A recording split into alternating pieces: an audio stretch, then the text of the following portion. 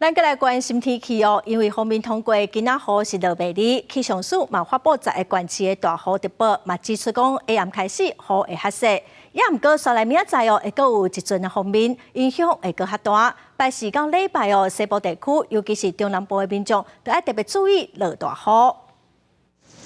今仔方面通过气象署会再针对南投县以北10个县市发布大雨特报，甚至也针对新竹县、苗栗县甲台中市发布雷公雨特报。气象署表示，今仔受到方面通过影响，日时拢有一阵一阵的大雨，要特别注意短时间内强降雨、单雷公和透强风，一直到暗时雨才会转细。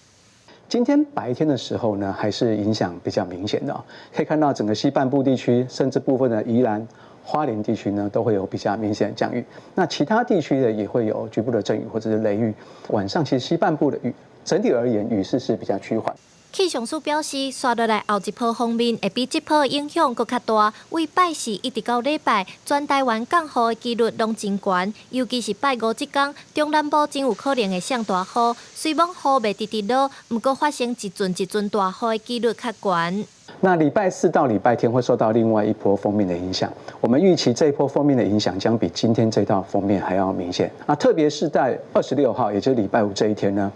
受到锋面的影响，而且伴随比较强的西南风哦，可以看到，其实在中南部地区的雨势呢，相对来说比其他地方来的更明显。在中南部地区呢，